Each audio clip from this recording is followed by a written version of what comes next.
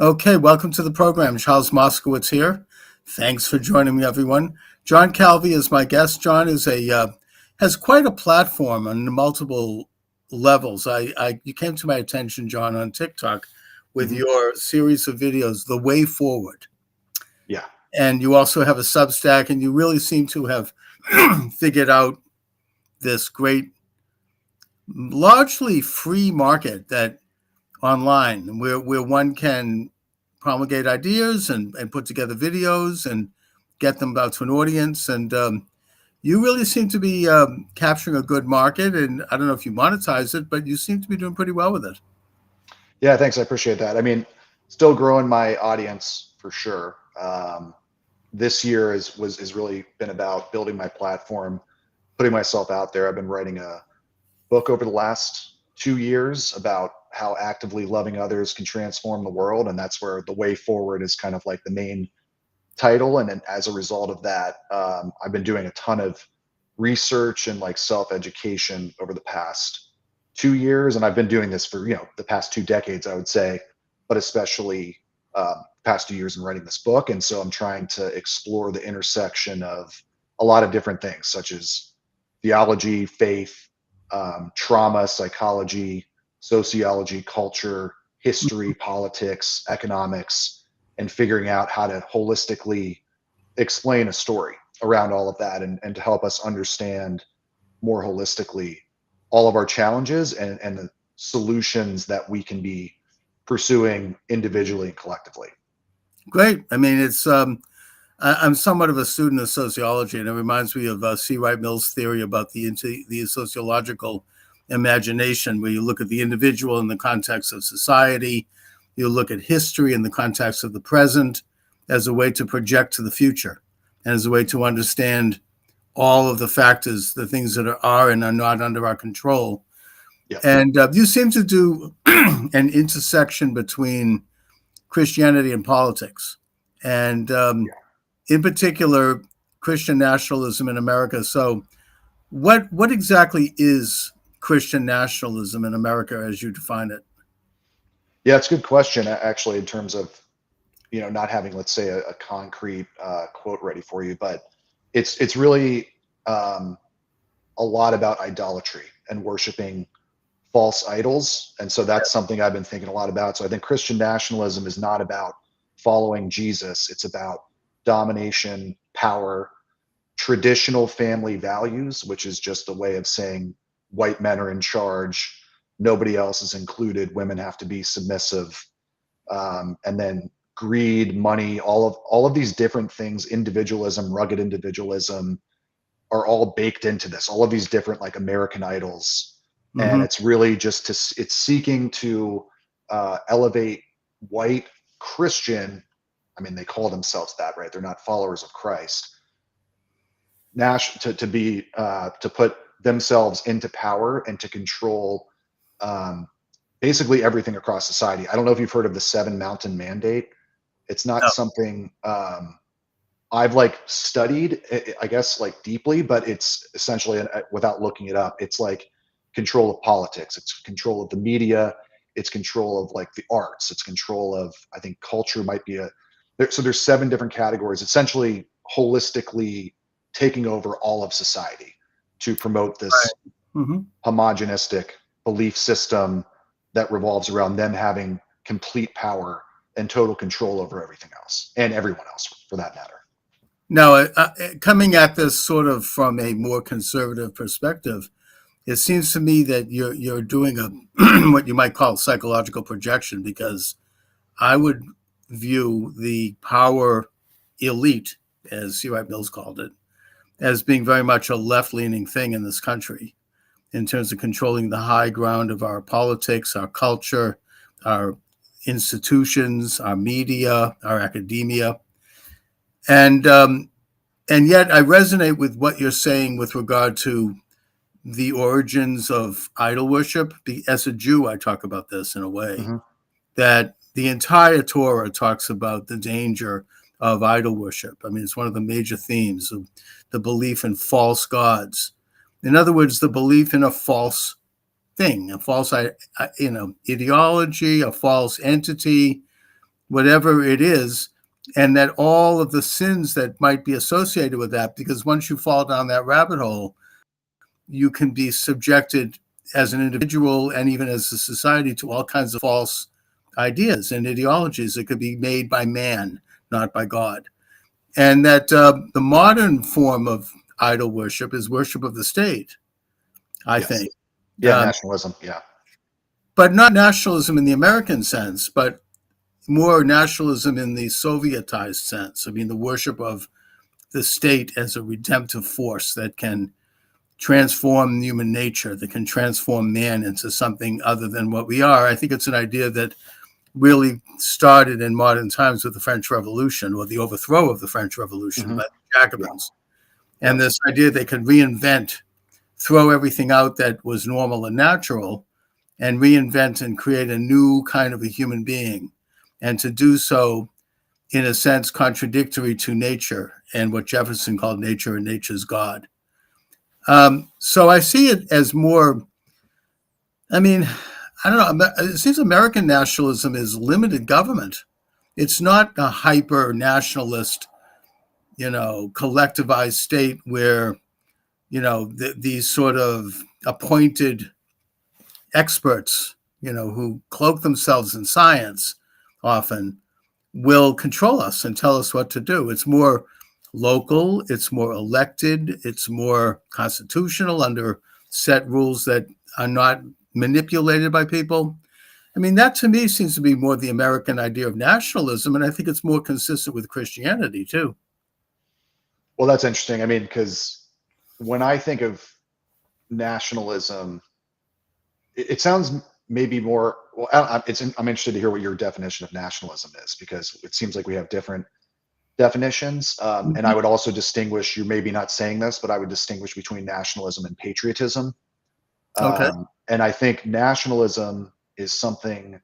It is the main idol that is worshipped for all regime changes, and whether that's Nazi Germany, whether that's Mussolini in Italy, it's very tied to fascism. It was tied to the Bolshevik Revolution, Lenin, and then later Stalin obviously took over and turned it into something completely different. Mao in China, etc.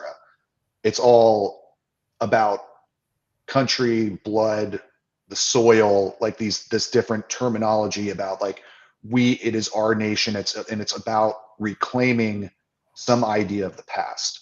So some idea of America, making America great again, right? I mean, Hitler did the same thing in Germany, right? After they were devastated after World War I, as everyone was, but then they had to give up a lot after that, right? And they came down too hard on Germany, probably, which created an equal and opposite reaction, and the rise of what I would call nationalism, which is worshiping the country over democracy, or over even the Constitution. But to your point, I guess, depending on, that's what's interesting about definitions of things, right? Because you say you're coming more from a conservative viewpoint, and I've heard many different definitions of what it means to be conservative. So for me, when I say nationalism, I'm talking about worshiping a flag, worshiping an idea of a country and that was better, that we need to preserve, and we need to preserve that kind of tradition.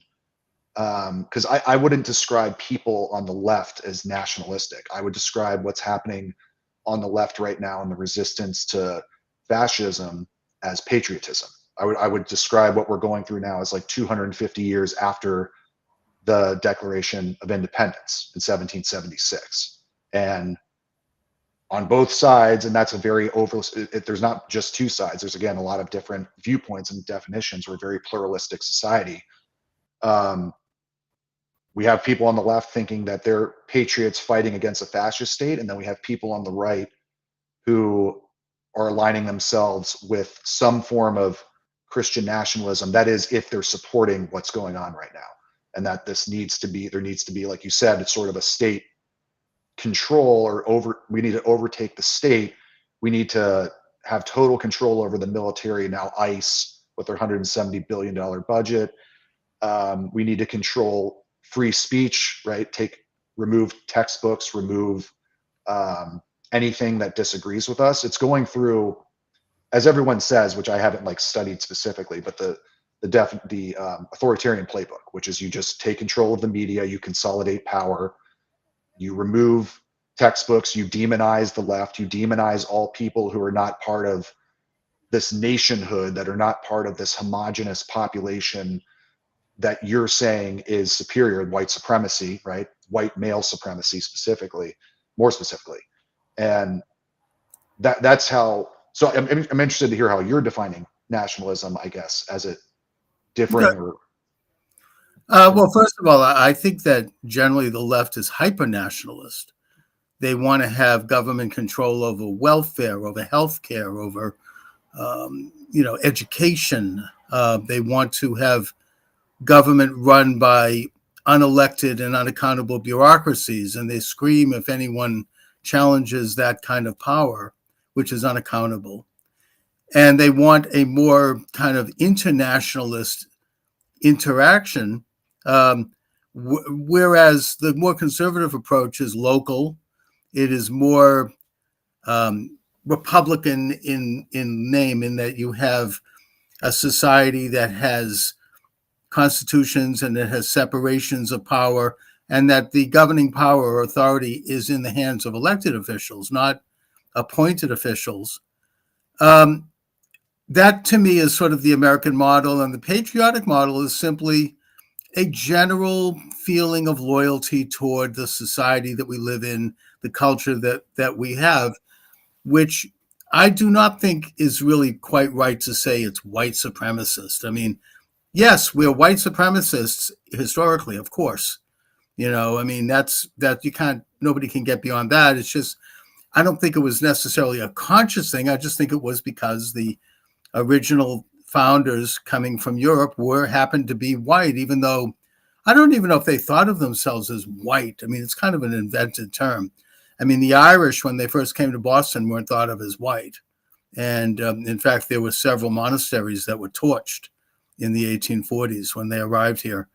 The Italians and the Jews too, right? Italians, I don't think that the Jews thought of themselves as white. And I think that there was a major cultural effort, I know this is true of my own grandparents and great-grandparents, to become white, because that was the, right? I mean, you wanted to assimilate, and you wanted to, because that sort of was the power, but I don't think it was a formal power. And I don't think that, it's unspoken and understood, like you're saying, so it's still powerful. Right. Go ahead. But I think that it's lessened. I think that certainly, especially, I think in the 20th century, especially after World War II, I think that, with the desegregation of the military by Truman, with the baseball. I mean, you had Jackie Robinson come in. I mean, eventually this kind of history has lessened a lot. I mean, it's still there, but I don't think that you're going to find people today. I mean, other than maybe if you lift up a rock in northern Idaho or something, you're not going to find people who embrace white supremacy. I mean, maybe the Aryan nations. I mean, there was actually, there's a lot, and the Proud Boys, there's all kinds of groups. I mean, it doesn't represent the majority of. Proud Boys are majority non-white, by the way. And the leader happened to be a black man. So they're not white supremacists. Okay, well, I'm going to have to look at it. Okay, I'll take your word for it. Yeah, thank you. But I mean, in my anthropology class, we talked about this guy who did a social research who happened to be black, he lived amongst the Aryan nation up in northern Idaho. And his observation and his notes were that they said, well, we love you. You're great. Come on and live with us. We just don't want to have 100 of you.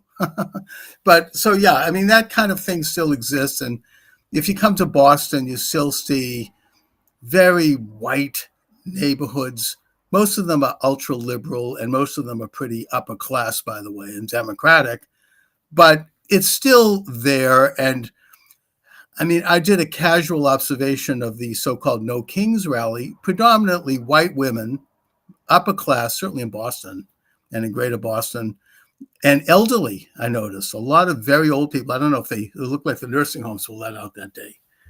But I don't think that either liberal or conservative, I just don't think that white supremacy is any longer a major factor. I mean, we've moved in the direction of America, as Martin Luther King Jr. said. I mean, the true meaning of our creed, which is to support merit, to support, companies want to hire people who are going to be good. They don't care if they're black or they're any other ethnic background. We want success. You want to develop systems in our politics and in our culture that promote success. And it's not so. I mean, I'm not sure I'm on board with you on that one. I mean, I don't think that the big problem right now is white supremacy. Well, they've fired 300,000 black women from the federal government, and they're replacing all of the cities they're invading or have black mayors. So they're trying to go back to that. I'm not saying that's what you're supporting. That's what this administration supports and is trying to go back to. Everything they're talking about, Stephen Miller and these guys, is very much in alignment with what the KKK talked about. It's all the same stuff: traditional values. We need a Christian country where men are in charge and we know the right way. And meanwhile they're burning crosses and hanging black people. And there was a black man hanged in Mississippi a couple months ago. I mean, this hasn't gone away. It's just gone underneath the surface, and the reaction to Obama, I think, brought in the next phase of like this trying to go back to the Jim Crow era, which we're clearly past that, right? But we can't. We've never. The history is still the present. We don't just move past history suddenly and things are just honky-dory and okay because we had a black president. There was a big time backlash to that, which led to all kinds of voter suppression efforts in red and Republican controlled states. And it's been really intense. And that gave rise to the Tea Party, then gave rise to Donald Trump, who appealed to this lost culture, this lost history where white people had more power, felt like they were on top, and felt like black people would stay in their place. That's why there was a huge backlash to the civil rights movement. And that was how Nixon started using law and order and the silent majority and terminology like that to woo all the people in the South that moved from the Democratic Party to the Republican Party once it was clear that JFK and then LBJ, of course, were going to support equal rights for black people. That those sentiments, those beliefs have not gone away, and globalization has made it much worse because it's decimated rural white America. And what has happened is the people in power right now, and what I would say the conservative elites, maybe some of them are Democrats, I would still call them conservative, who control things, who do the lobbying, who pass the laws, who promote unbridled capitalism. They're the ones who are trying to remain on top and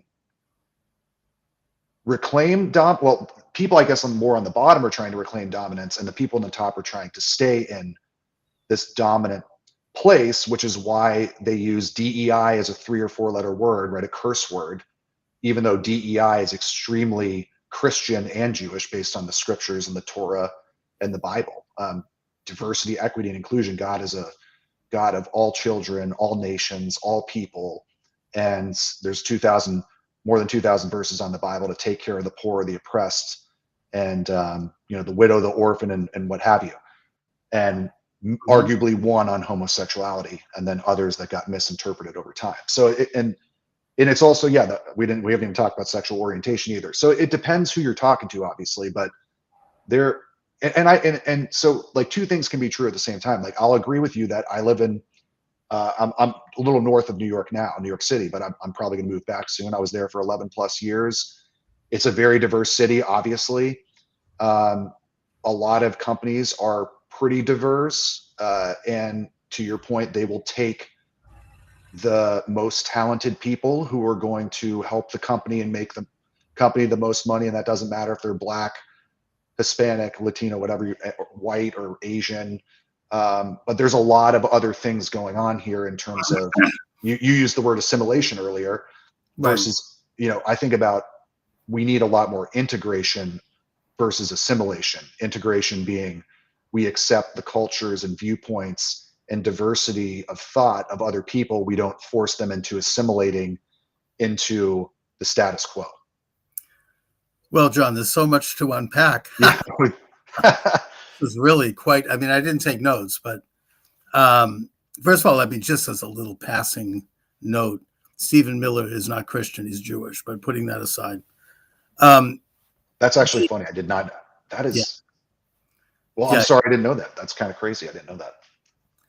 Anyways, and but the idea of I don't know when you're talking about invading black cities, are you talking about like the The military yeah, deployments in to Chicago, DC. okay, okay, well let me just talk about that a little bit. I think starting already a half a century ago, really like in the mid 1960s, you had this unholy collusion between the far left and black mayors who wanted to be mayor to run these cities and to get elected. And a lot of money was poured into that.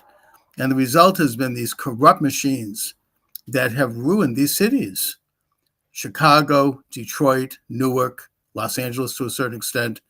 Not so much Boston for like reasons I could talk about, but Philadelphia.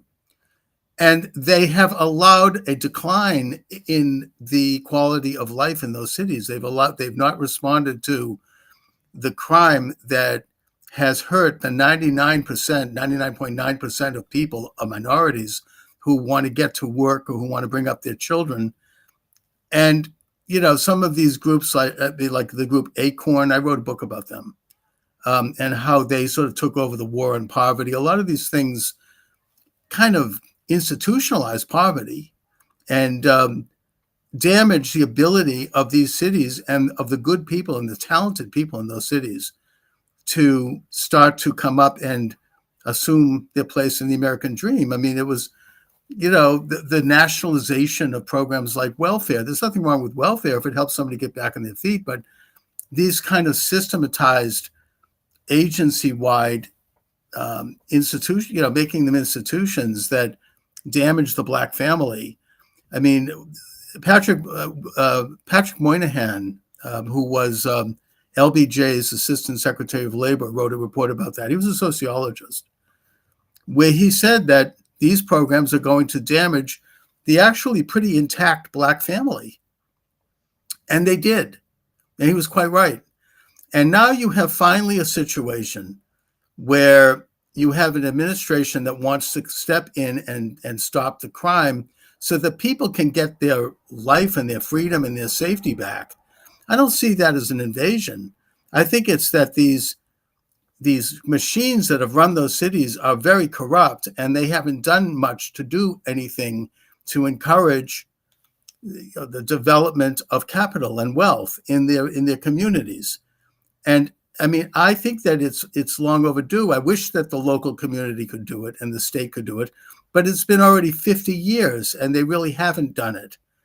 And what I see is essentially the establishment of law and order in those cities, which helps the 99.9% of people who live there. To portray that as having something against black people, I think it's anti-black to have allowed that to go on all this time and to have perpetrated it. So those are some thoughts on that subject. What else did you say? Should we stop there or talk about that for now, I guess? Sure. And Yeah, then maybe revisit some of my other. We're opening up so many things, and we only have we should do it again. I mean, I could do this as a regular feature. This is great. Great stuff. I mean, you have your handle on a lot of views that I like to debate and that I think are things that the country should be debating, actually. Anyway, yeah, totally. I know. Right. We do need more. We definitely need more civil conversations because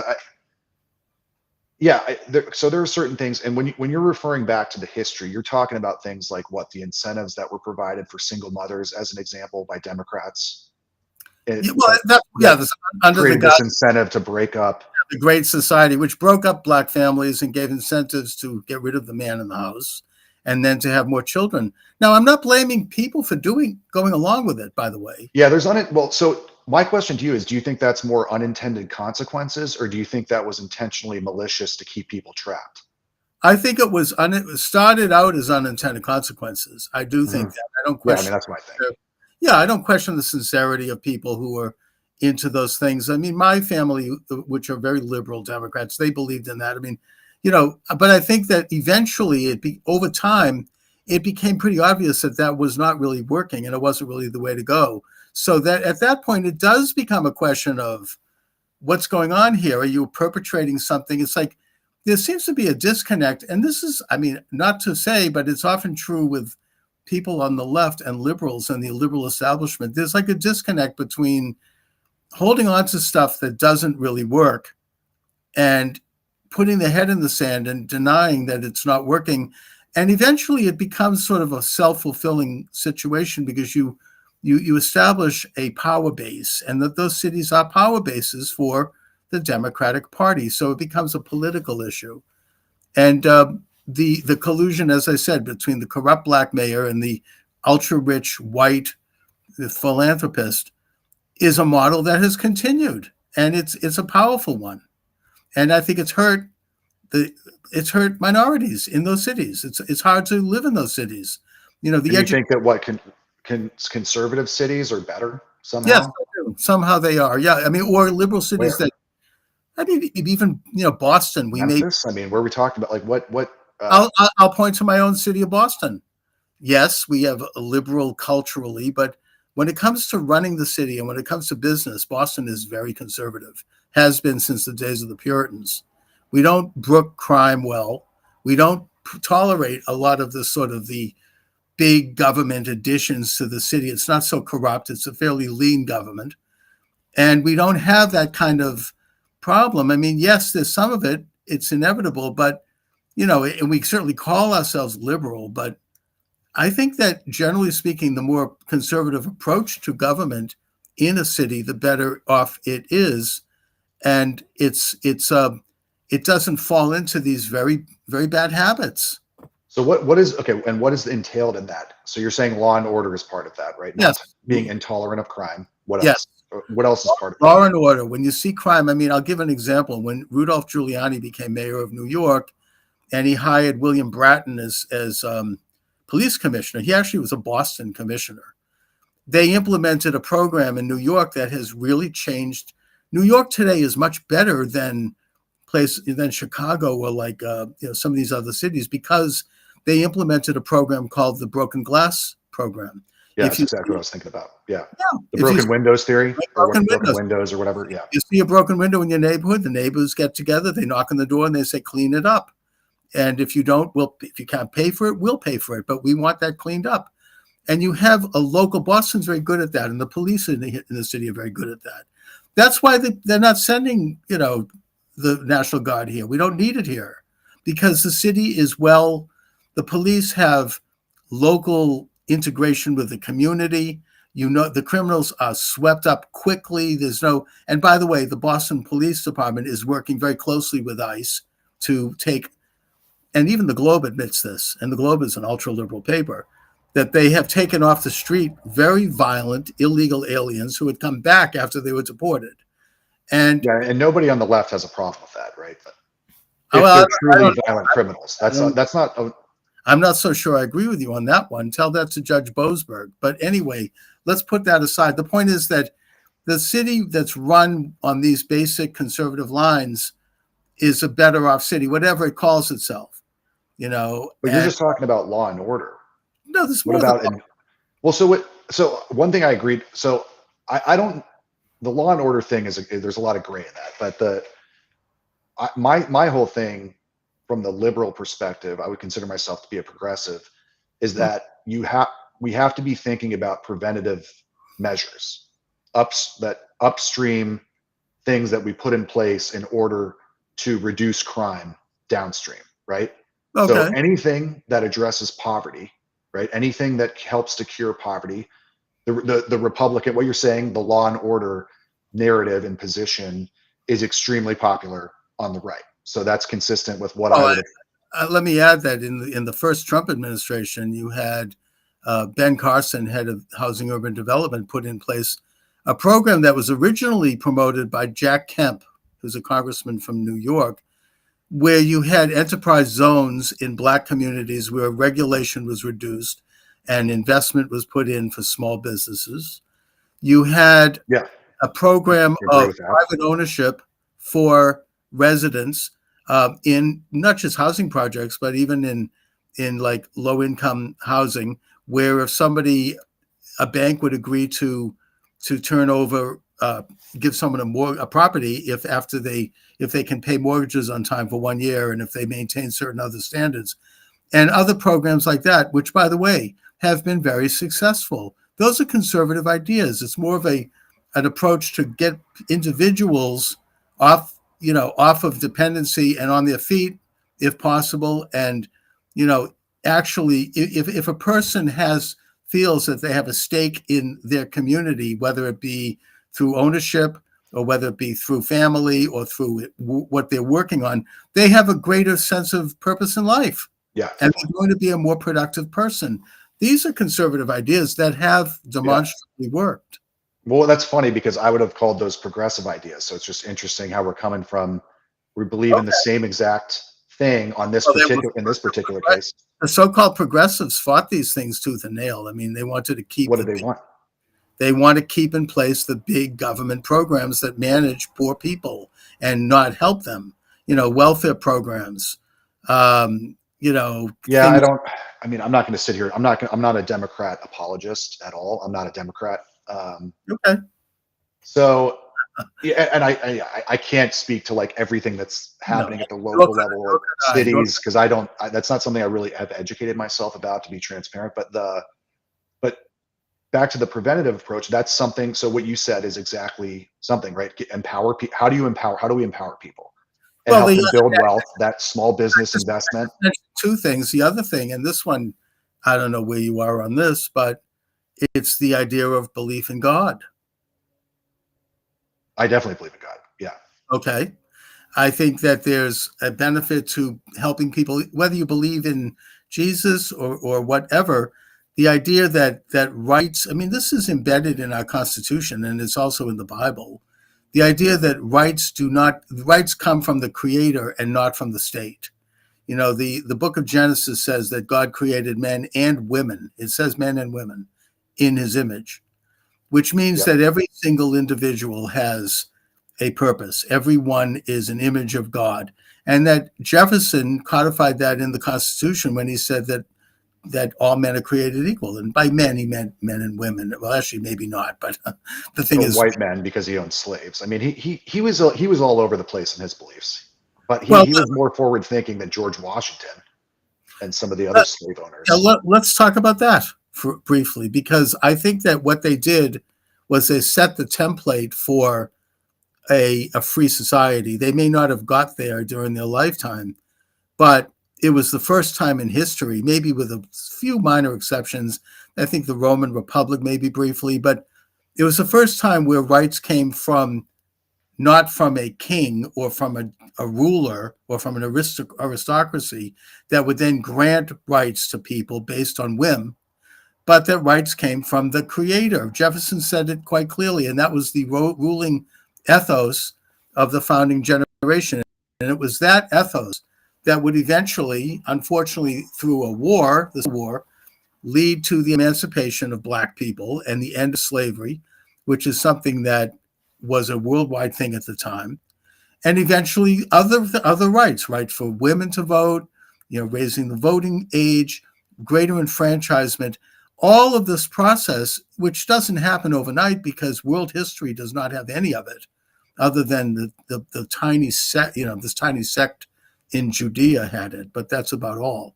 And Christianity brought it to the world, but it didn't really manifest itself until, I think, the American Republic, which started us on the road. They were not perfect, as you say. They were slave owners, but they at least recognized that slavery was wrong. I mean, Jefferson wanted to put in the Declaration a condemnation of slavery, and that was edited out because they decided very politically that they would rather have unity than address these issues. They would kick them down the road. Yeah, well, that's what Lincoln was willing to do too. Well, yeah, I mean, Lincoln wanted to. He didn't care if slavery continued. Like, he thought it was wrong, but he didn't care. Ultimately. No, I think you're right. I mean, his main focus was the Union. Yeah. And then he felt that issues of slavery could be addressed afterwards. I'm not sure that he didn't want to see it abolished. He did sign the Emancipation Proclamation, But Yeah, well, he eventually came around. I mean, I'm just saying originally, yeah. I don't think Abraham Lincoln was a bad person, but this it gets into the ingrained racism in our society too. But I mean, back to the founding fathers, I think it was twofold, right? So like we have this like godlike vision of, oh, the founders were these amazing people who came up with this perfect. I know you didn't say perfect, but a lot of people like the Constitution. You hear plenty of Democrats and liberals talking about we need to protect the Constitution. The Constitution's so amazing, and there are parts of it that are I really like, especially the First Amendment. And that wasn't obviously included, but there were people, I think, like George Mason. I'm not sure how popular the Bill of Rights was, but I'm glad they did it, of course, because it's extremely important. They had to do it because the people of this country demanded it, and they wouldn't Yeah. ratify it unless it was done. I think that was understood right from the beginning. And then they put in process a means to amend the Constitution for the future, which would be to add and subtract things based on a very clearly defined process. This was not a democracy; it was a republic. Where you had democratic ideals, but democracy. The founding fathers hated democracy, and they were very open about that. Right. Mainly because democracy is mob rule; it's majority rule, and it does not at all consider the minority. It does not at all consider the rights of the. Well, see, that's where I was getting at. So because that protected them. So we can't pretend like they weren't also setting up a model to protect themselves and people like them after, because there was definitely a belief that they had the better ideas. They were the ones who knew how to rule and govern, and that the average person or middle-class person on the street, non-landowner, definitely did not. And so that's well, yeah, but I mean, you're looking at it as a glass half empty, not a glass half full. I mean, the fact is that the Constitution enfranchised more people than any regime in history, and that eventually the business about they were poorer. People were poorer after the American Revolution. People were not better off economically. Maybe briefly because of the cost of the revolution itself and the inflation. Well, obviously, part of the continental dollar was inflated by the British, who use a lot of counterfeiting. That's why they put the word counterfeiting in the Constitution as a crime punishable by death. And we could talk about monetary issues. That's a really interesting subject. But to go back, I mean, I think that the majority of Americans were opposed to not just a king, but they were opposed to an aristocracy. And that, you might say, oh, well, Washington wasn't an aristocrat. Not really. I mean, there was upward mobility and downward mobility for the first time. And America was the first society to honor the entrepreneur, the businessman, the trader, as someone at the highest levels, whereas that had never been done before. Usually in most societies in the world, they were down on the lower end. They were seen as lower on the class scale. So, I look at it more as a glass half full there. And when you look at the philosophy of it, it did set the stage for greater freedom and greater enfranchisement. Not perfect. None of these people were perfect. I don't think anyone's ever said that. But it does seem like there was a convergence of good people, not just amongst the leadership, but amongst the entire population at a particular time to make certain things happen. And I think that there's something about that might be providential. I'm open to, I wouldn't say I completely agree with that, but I'm open to that being at least partially true. Yeah, because I have, I'll give you an example. So like in terms of, have you ever read, you're probably familiar with Howard Zinn. The People's History. Have you read that? I have read in it. It's poisoned an entire generation. I interviewed Howard. Well, so that's the thing. So like back when let me just intervene here for a second. I interviewed Howard Zinn, the late Howard Zinn, when I was a talk show host back in Boston in the 90s. And he was the classic, I mean, a lot of people who took his class too, just the classic left-wing guy in his mannerisms and the arrogance, questioning me and just, not open to any deviation, to a very, very narrow view of the world. And, he brings up some facts that are important to history, and I admire that. And we need to integrate them into our thinking. But he, the glass half full metaphor, he was very much a glass half empty guy. You know, Yeah, America. yeah. The book is definitely. I mean, as somebody like I said, who I would consider myself to be progressive, there, I've had to like reflect on certain things he said, and because as I read the history of the founding fathers, it's a very extremely cynical take on Right. it, Exactly. that they're just trying to preserve their power. However, I still agree that that is partially true. They wouldn't have set up a system. Like you said, they were against democracy, right? They didn't want to set up Well, an for egalitarian. well, for reasons I just mentioned. I mean, they wanted to protect the rights of the minority. Democracy is mob rule. Them, but that was them before everyone else. That's what I don't. when I hear minority, that's what I think. And at the same time, I do think they had more inclusive views than that too. That they were setting something up philosophically, like you said, that had flexibility to change in the Right. Well, future. And I that's think that it was a. I think it was a. It's not something I've studied like religiously or a lot, but I think the outcome was at least pretty good. But I also agree with Howard Zinn on that point that they definitely set up a system to protect their own interests, and they also didn't like that they didn't have complete control and domination over the economy that they wanted. So they had a lot of self-interest I mean, and we'll over. have to agree to disagree on that. I mean, I that's kind of a modern historical revisionism that not just Howard Zinn, but also Charles Austin Beard kind of patented that in the early 20th century. This idea that the revolution was a conspiracy on the part of Washington and Jefferson and Madison and all these guys to replace the king with themselves, and that he fooled the people with all this talk about freedom and independence. I mean, that was all just a joke. I completely reject that.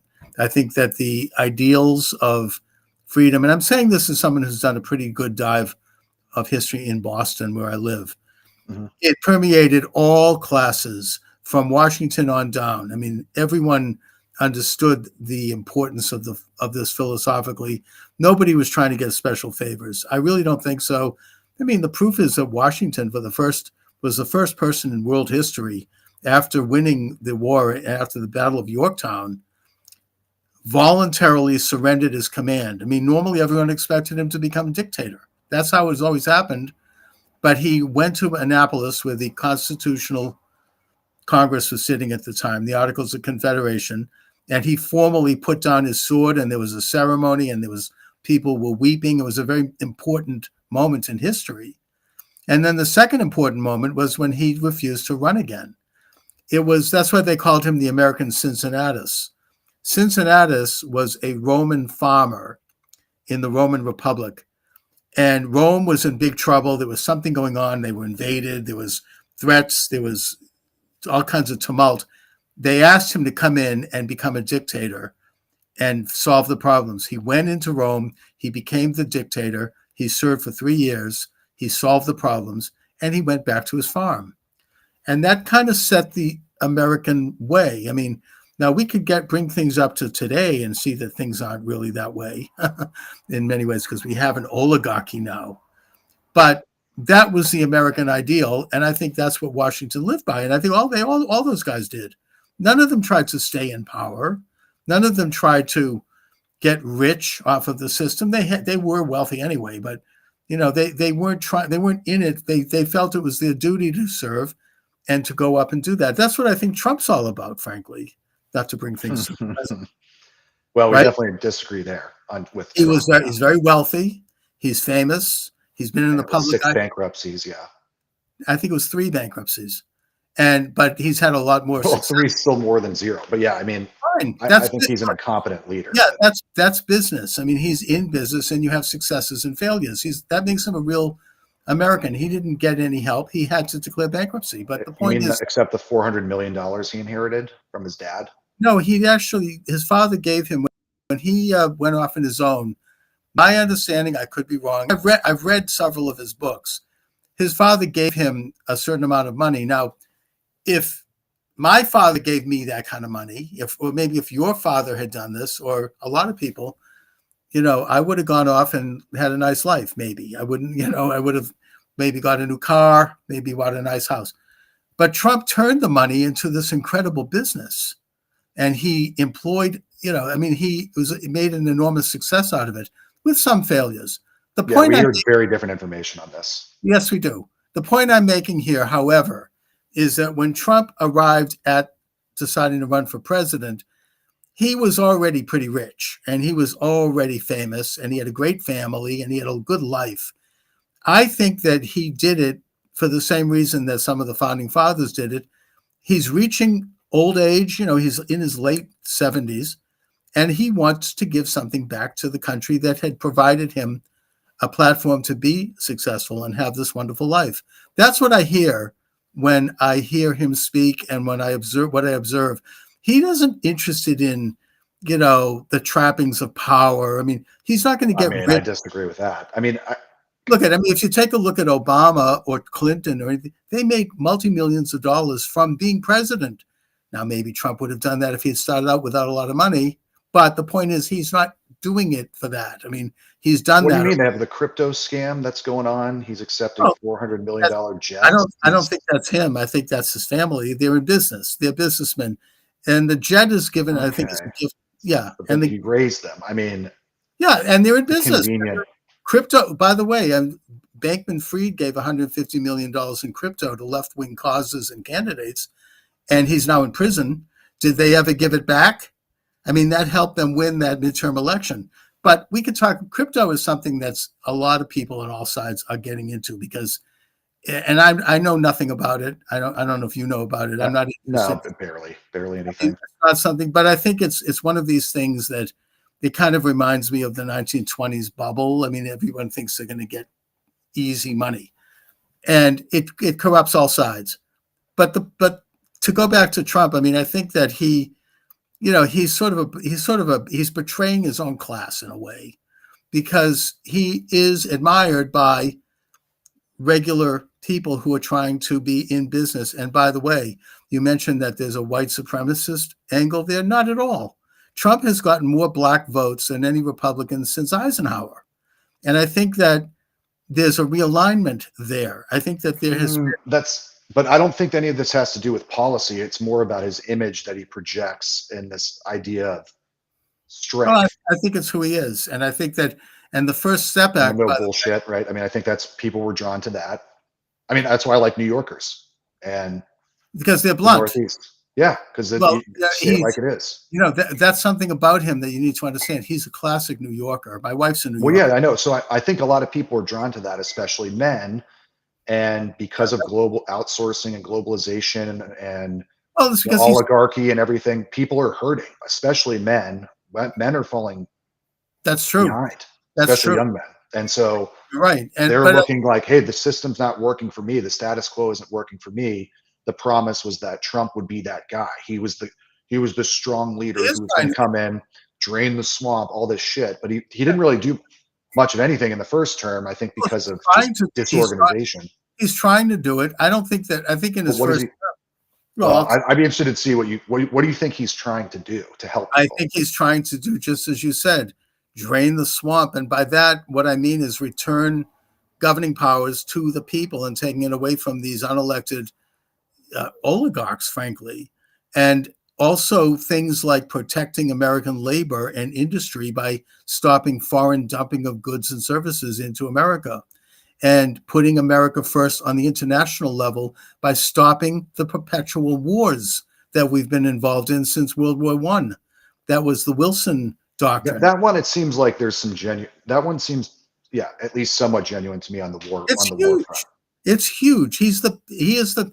I had this talk with someone who's doing the anti-Trump rallies. Oh, he's going to have wars, nuclear. I'm like, no. He's actually the peace candidate.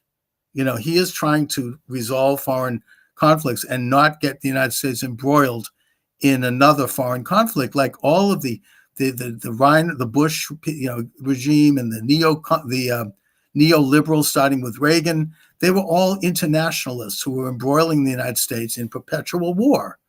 Mm-hmm. Trump is the first person to come along, and by the way, this used to be a big cause of the left, I may note. Bernie Sanders is very in sync with it. But right. Trump is the first person to actually come in and put some muscle behind that. And that's and you say they say that he is not honest. He does tend to exaggerate and lie about stupid things, and I think it's to his discredit, like the size of the crowd, or it's kind of like your old uncle, talking about the big fish he caught at the Thanksgiving table. It's embarrassing and it's stupid. He doesn't need to do it, but on the important things, he tells the truth, and that's why he's hated and feared by the sort of the international establishment, the Eastern Seaboard liberal establishment, because he does come out and tell truths, and they can't control that. He can't be controlled. He's not owned by anybody. He's very much a loose cannon.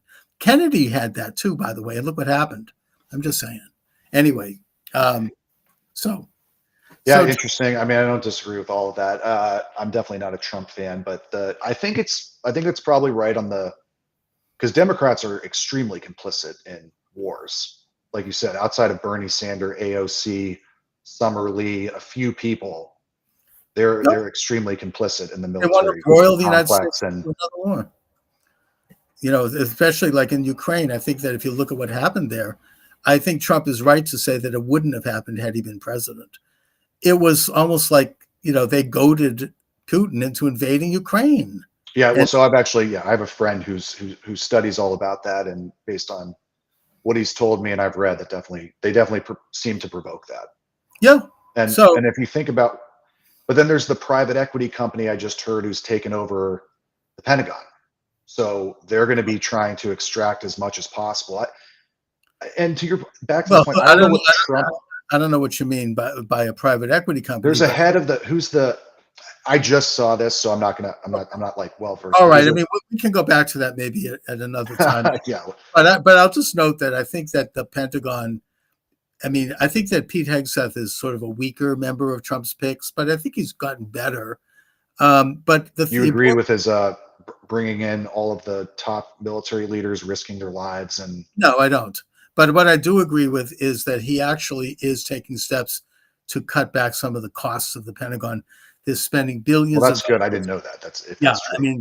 And that's a big piece. It's insane how much we spent. Yeah. They've been left has been talking about that forever. Ben and Jerry. Right? That's the big thing. Cut the Pentagon, the Pentagon, the Pentagon. It's not been done by either party. Trump's the first administration who actually tried to do it. And they just increased the budget and then ICE budget $170 billion. And then. Well, they're on a specific mission. That's not the Pentagon either. That's Department. I thought the Pentagon budget increased by at least $100 billion. No, I don't know about that. But if it did, it probably was about 50 billion less than it would have otherwise increased. But the ICE people, that's a particular mission. You may not agree with it. I'm not sure I agree with certain aspects of it, but that they have a very specific job, and that's to clean up the mess that I think. So you don't think Project 2025 is real? No, I think it is real, and I support most of it. What about it? So you don't think? Well, no, I definitely don't. I mean, you don't think there's any authoritarianism, kind of I think that it's fascist about. No, I don't. Not that I've seen. Look, I haven't read every word of it, but I know of some of the people involved in it, and no, I think they're trying to pare down the authority of government and reestablish a more of a system of checks and balances. I don't think that they're into this. Their whole point is quite the opposite, that the government has become too authoritarian, especially in the past 4 years when you have the pandemic. No, not the pandemic, although there's a lot of lies around that. We could talk about that. That's a big subject. That's why I was banned on YouTube, by the way, for talking about that. But in general, there's been a trend in this country, starting with Wilson and then accelerating, to expand the powers of government. Look at Truman's National Security Act, signed in 1947, created an integrated CIA, National Security Council, and a bunch of other agencies.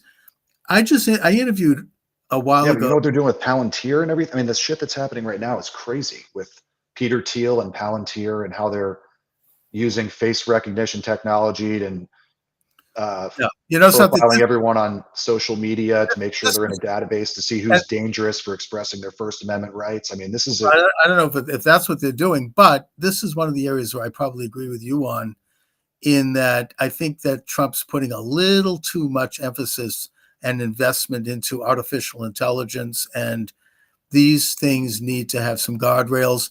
I think that the big tech companies ought to face some antitrust Oh yeah, rules, and I think that regulation as well.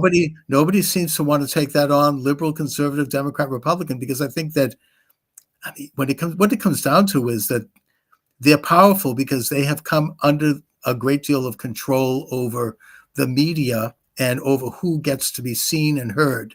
And you get congressmen and you get other people, they want to make sure that they get their fat face on television, and on the social media.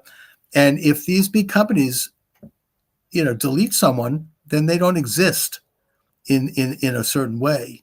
And so I think they wield a lot of power based upon their ability to manipulate prestige. And both sides, liberals, conservatives, even the far left, people all are kowtowing to them right now, and it's very dangerous. Trump is very much part of it. It's not good. I'm very disappointed that he hasn't taken that on. In fact, he's part of it, and it's bad. So, Definitely. anyways, so John, what do you have coming up on your? Because we're getting low on time here. What do you have coming up on your? Talk about what you're doing so you can promote your social media. Well, yeah, I mean, on social media, I'm trying to. I think the biggest, going back to the beginning of the conversation, we kind of went down, got into history and everything, which is a part of what I'm doing too. But my biggest thing right now is, we didn't get much into Christian nationalism, but that it's not just Christian nationalists, but it's people like people in my family who are good people. So it's not like I'm not against people who are Republicans or conservatives as individuals. I think that there's a very, if not massive, a significant misalignment with Jesus's teachings, the Bible's teachings, and the kind of politics that tens of millions of Christians, especially white Christians, support in this country. Mm-hmm. So as part of my purpose, I see me being able to have the greatest impact there relative to just being another progressive dude talking about current events, which a lot of people are doing really well. So that's kind of the phase I'm into. I mean, I'd like to talk about a lot of different things, but a lot of it is centered around, it's what we talked about earlier, that we're here to love our neighbor as ourselves, to treat others the way we want to be treated. If we just simply start with that understanding, it makes politics and a lot of things much easier. And I think there's just a lot more education that needs to be done, especially within the religious spaces, which is especially white Christianity. And so that's the area I feel that I need to focus on the most, to try to, it's not even convert, but just awaken people to what is really going on and to understand what they're really supporting, and that things like family values and traditional values are just a mask for supporting a lot of really terrible things that happen to marginalized groups, including poor white Americans. So, I get the sense that you and I are in a way similar but opposite, in that you came from a background of conservatives, Christians, and you're the one person that stands up as a progressive, whereas I come from a background of left-wingers and Trump haters. So it's like we're both kind of funny. Yeah. Anyway, where can people catch your work? Well, yeah, right now, unfortunately, I mean, if you want to, I'm also a musician. If you check out the Way Forward, there's a podcast that's definitely much bigger than my channel. The Way Forward, if you were to search like the Way Forward band, you could see some of my original music. TikTok is definitely the main place to find me, at the Way Forward, and also on Substack there under the Way Forward too. And my name is John Calve, Calve.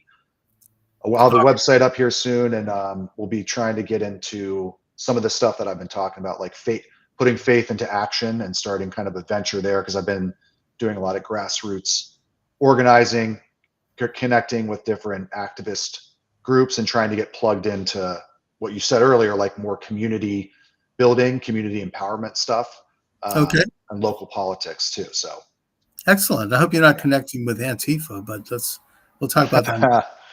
Anyway, John, but listen, thanks so much for joining me. Great conversation. I really appreciate it. We should do it again. Yeah, Thanks sounds good. All right. Okay, thank you. And I shall return. God bless America.